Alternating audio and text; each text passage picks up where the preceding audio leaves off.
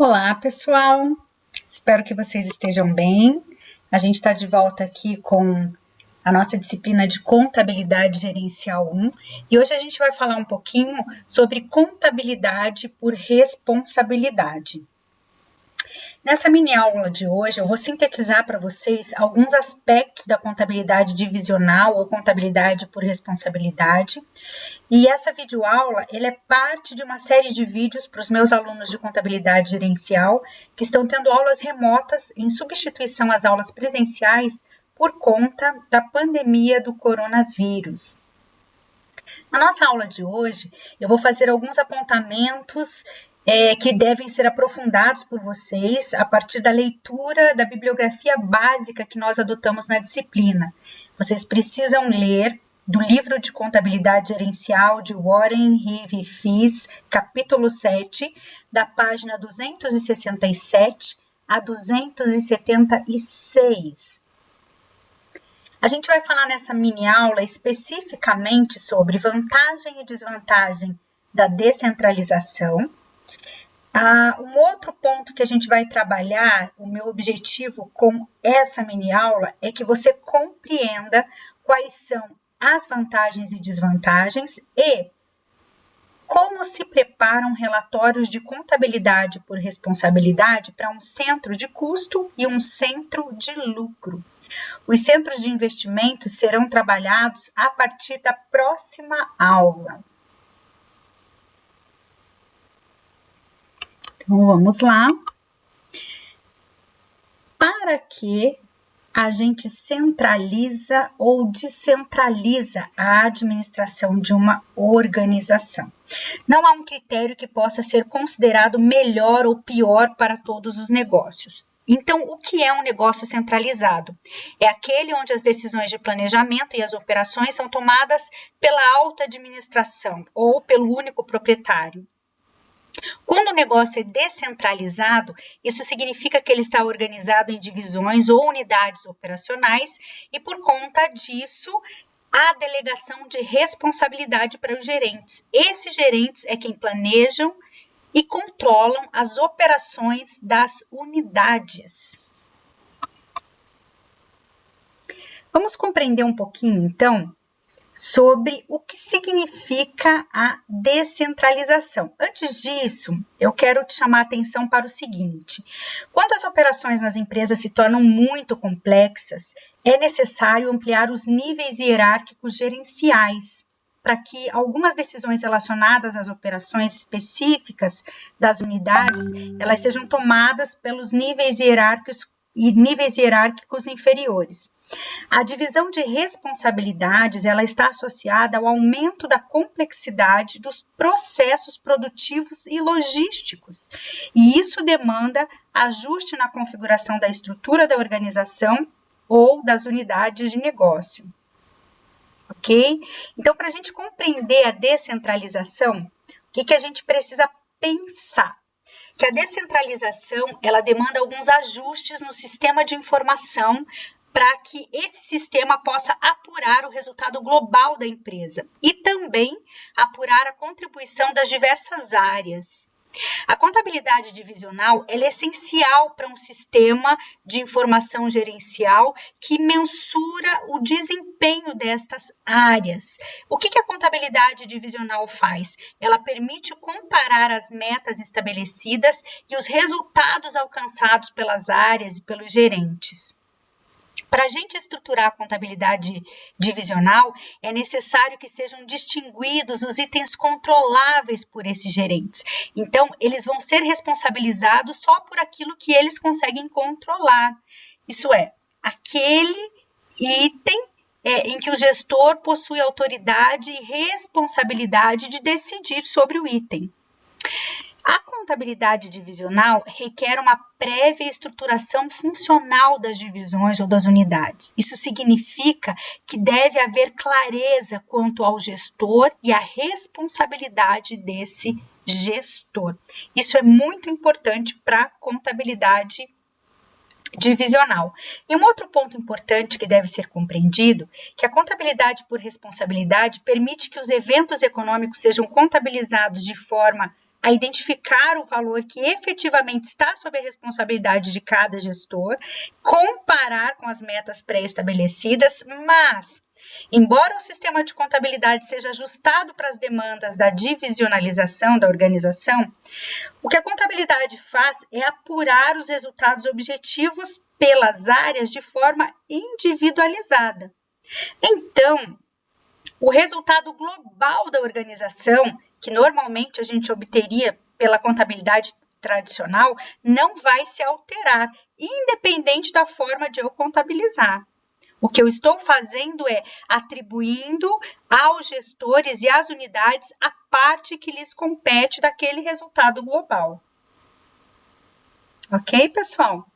Então, eu trouxe para vocês aqui algumas vantagens e desvantagens que estão além daquelas que o nosso livro base trabalha. Essas vantagens e desvantagens, elas foram pontuadas por Fresati, no livro que a gente trabalhou os capítulos anteriores dessa disciplina. Qual é a vantagem ou quais são as vantagens de descentralizar? Qualidade das decisões, motivação e redução da rotatividade de pessoal dentro da organização, o foco da alta administração muda, a redução de tempo nas tomadas de decisões, porque há gestores mais próximos das operações, então as decisões se tornam mais céleres. A melhoria no atendimento das demandas dos clientes, justamente porque esses gerentes estão mais próximos dos clientes. Os gestores, eles têm possibilidade de serem treinados e de se especializar na administração, na gestão do negócio. E, além disso, a melhoria na identificação de eficiência ou ineficiência da organização. Quando a gente fala em desvantagem, a gente pode pensar em 4 pontos. Pode haver conflitos dentro das divisões, por conta de metas que uma divisão tem em relação à outra, ou metas das divisões serem diferentes das metas da organização como um todo. Uma outra coisa que pode acontecer é as divisões fugirem de determinados riscos e que não beneficiam a organização como um todo, mas acaba beneficiando apenas a própria divisão. Além disso, uma desvantagem da descentralização é que pode haver aumento de custos, porque o aumento de unidades ou aumento de áreas fará com que seja duplicado a quantidade de bens da organização, os custos das próprias divisões. Então, naturalmente, aumentam os custos com a descentralização. E, além disso, a gente pode também ter competição entre as divisões que oferecem produtos similares, e essa competição ela pode trazer em prejuízo global para a empresa, em vez de melhorar a empresa. Pessoal, quando a gente fala de contabilidade por responsabilidade, a gente pode pensar em 3 tipos comuns de centro de responsabilidade. Nos negócios descentralizados, uma função importante da contabilidade é auxiliar os gerentes na avaliação e no controle das áreas de responsabilidade. E quais são essas áreas de responsabilidade? A gente pode ter centro de custos, centro de lucros e centro de investimentos. Os centros de custos são aqueles nos quais o gerente ele tem responsabilidade apenas pelos custos, eles só controlam os custos. Os centros de lucros, os gerentes, eles são responsáveis tanto pelos custos quanto pelas receitas e automaticamente pelo lucro. E quando a gente fala de centro de investimento, isso significa que o gerente tem responsabilidade sobre custo, lucro e, além disso, ele é responsável por aplicar ativos fixos naquele centro de responsabilidade. Eu vou mostrar para vocês agora um relatório de responsabilidade para centro de custos. Os relatórios preparados por supervisores, os gestores e o presidente, eles automaticamente vão ser relatórios diferentes. Uma vez que a contabilidade por responsabilidade não vai requerer o mesmo tipo de decisão desses diferentes gestores, mas esses gestores eles são responsáveis por custos. O que esse relatório fornece? Basicamente, informações sobre custos e olha o custo pensando aquilo que foi orçado e aquilo que foi realizado.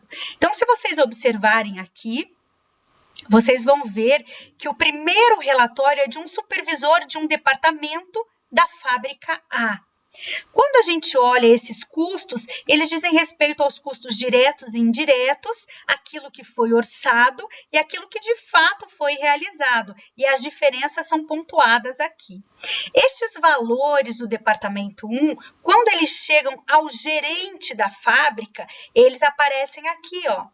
Esse gerente da fábrica recebe o orçado e o real de uma forma mais sintética, mais resumida, porque ele recebe para todos os departamentos. Então, ele pode olhar os departamentos e compreender qual supervisor está sendo mais eficiente ou menos eficiente em atender aquilo que foi orçado, em estar dentro do orçamento. Quando o relatório é elaborado para o presidente de produção, por exemplo, ele vai mais sintético ainda. Por quê? Porque o que importa a essa pessoa, a esse gestor, é a fábrica como um todo. Então, a gente vê esses valores aqui de todos os departamentos da fábrica A postados aqui, ó. E aí, esse vice-presidente vai poder decidir que gestores, que gerentes estão sendo responsáveis por maior ou menor custo dentro da companhia como um todo. Então, para a gente relembrar, os relatórios preparados para os supervisores mostram custos de fabricação orçado e real do departamento. Os supervisores vão utilizar esses relatórios para se concentrar nas diferenças entre os custos de materiais e todos os outros custos diretos e indiretos de fabricação. Na medida que os níveis de gestão vão ficando mais altos, os relatórios de contabilidade por responsabilidade são menos detalhados.